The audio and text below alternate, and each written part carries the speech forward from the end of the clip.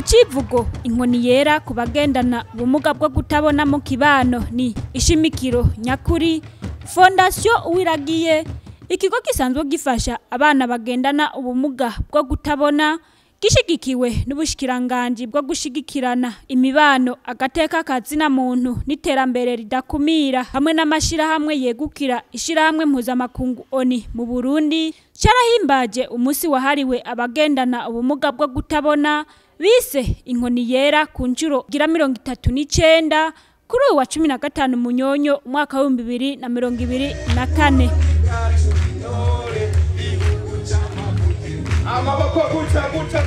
Ibirori byo guhimbaza uwo munsi bikaba byabereye muri komine Kabezi intara ya Bujumbura mu nyubakwa z'ico kigo. Uwaserukiye buramatari w'intara ya Bujumbura mu ijambo ry'ikaze yamenyesheje ko Fondation Uwiragiye ifise akamaro kanini mu kibano na cane cane intara ya Bujumbura kuko mu gufasha yashize imbere indero idakumira.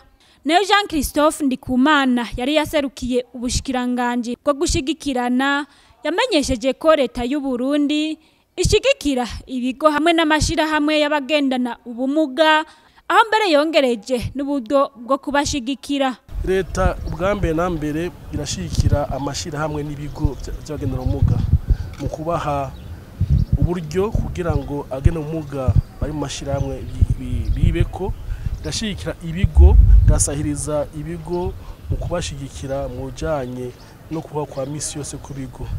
Ikindi kidasanzwe nuko leta y'u Burundi ifasha ikimushikiranje bwayo bwo gushikirana ifasha amashira hamwe yagenda ubumuga mu kubigisha imyuga itandukanye nko gushona, gusudira n'ibindi bitandukanye nk'ivyo kukanika amamodoka irakwita ari biki.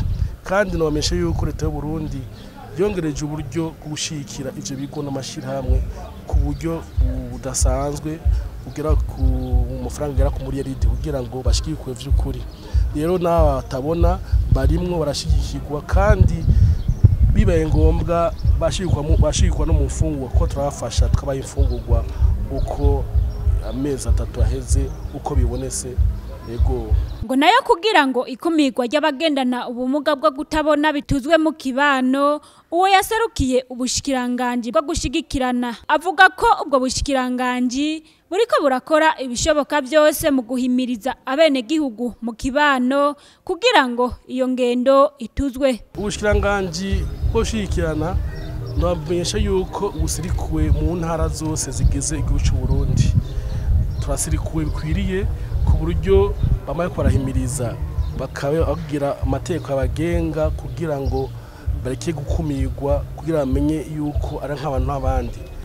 Tukeneye Uburundi bwifashe mu 2040 Burundi uteye imbere mu 2060 kuko nta rumwe dukeneye gusiga inyuma. Dukeneye ko iryo terambere rishikira bose muri ntumbero. Rero tuko turashigikira mwe bigaragara mwe biboneka mu guhimiriza gufata neza abagendana ubumuga kuko naho n'abandi ko barashoboye gusuma n'abakomeye.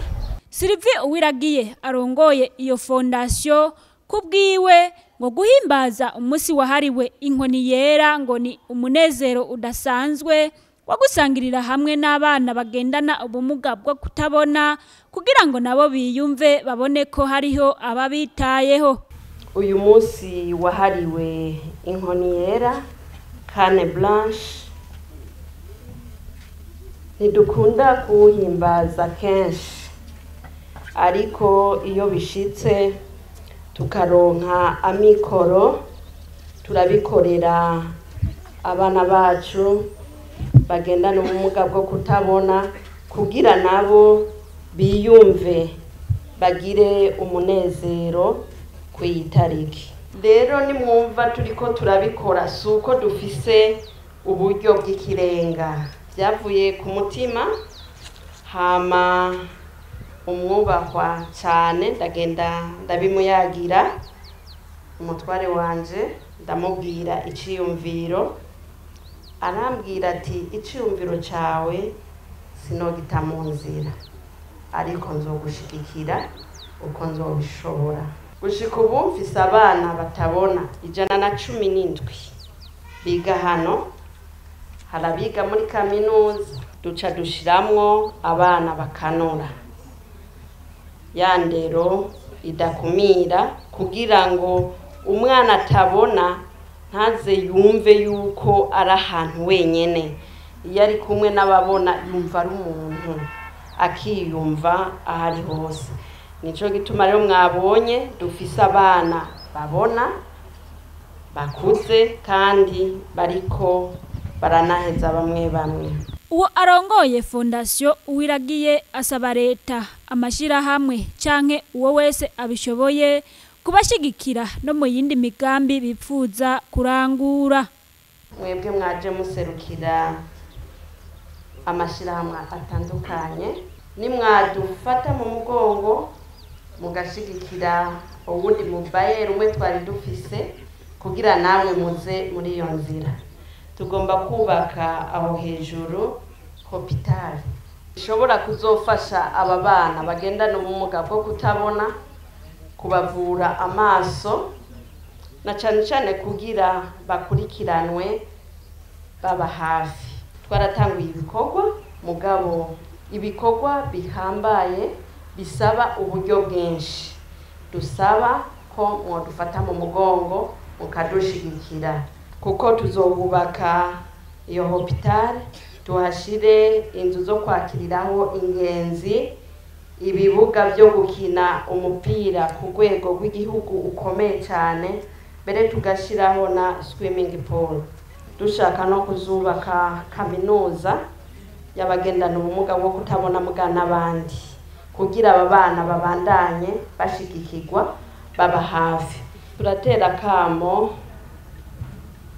nyene icubahiro umukuru w'igihugu cacu c'u Burundi ngabandanye kudufata mu mugongo, na cane cane kudushigikira muri bino bikorwa tuba turiko turarangura, kuko tubirangurira Burundi bw'ejo, kazoza kejo.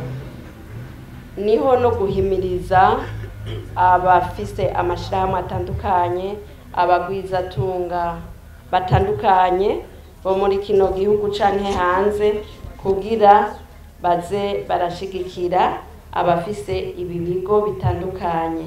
Daniel Ntiranyibagira arongoye urunani rw'amashirahamwe y'abagendana ubumuga bwo kutabona, nawe avuga ko ngo naho hakiri intambamyi zitari nke, akarusho karahari ugereranije n'ukungene abagendana ubumuga bwo kutabona mu kibano bafatwa. Mu gihe cahera umuntu agendana ubumuga bwo kutabona ntiyaja mu ishuri, bamwugararira mu kigo akaguma anyegejwe mu nzu.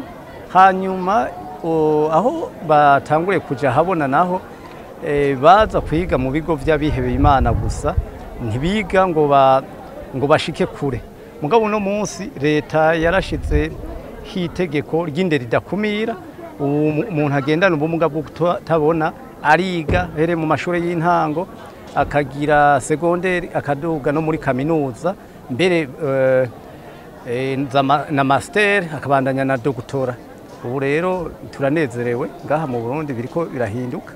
Ikindi dushima kimaze no guhinduka, abona leta y'u Burundi yarashizeho politike y'igihugu yitaho agateka k'abagendana ubumuga, ishiraho n'amategeko akingira abagendana ubumuga. Muri abo bagendana ubumuga rero no kuvuga n'abatabona barimwo, no kuvuga yuko hari ibintu byinshi biriko birahinduka, naho hakiri intambamye kugira ibintu bigende neza gose. Intambamyi zihari uno munsi no kuvuga yuko abagendana ubumuga ni benshi mu gihugu, ariko naho ari benshi nta gitigiri kanuni kizwi yuko abagendana ubumuga ati bo babangana gutya.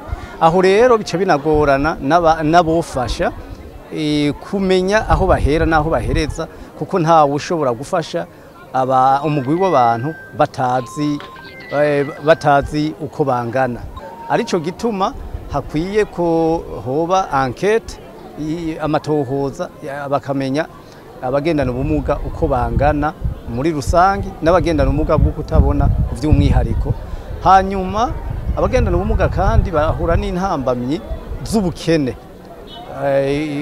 kuko ntibaronka akazi abagize n'amahirwe bagashika abakiga amashure muri bo hari abataronka akazi ariko n'abataciye mu ishuri cyangwa abaciriye hagati nabo nyene bari bakwiye gushigikirwa bakagira imyuga ishobora kubafasha kugira bateze imbere. Intambamye rero zindi nyamukuru ni ukuvuga yuko abagendana ubumuga bwo kutabona baragwara baje kwa muganga bagasabwa amahera kandi murumva yuko bidaheza ngo bikunde kubera ataburyo baba bafise gutyo rero bigaca beza bikabagora nuko biruko kandi mu kibano baracakumirwa nari navuze yuko bakibanyegeza. Iyindi ngorane nuko hari n'ababa bitwaza bakabajana mu mabarabara kubasegesha ukama wibaza ati kwari umuntu atabona abifisemo uruhara mugabo arabandi binyegeje inyuma baza kumufasha kumusegesha. Daniel Ntiranyibagira agatera kamo leta y'u Burundi gushiraho amategeko ahana abo bose bafata abagendana ubumuga bwo kutabona maze bakabifashisha mu gusega n'ibindi.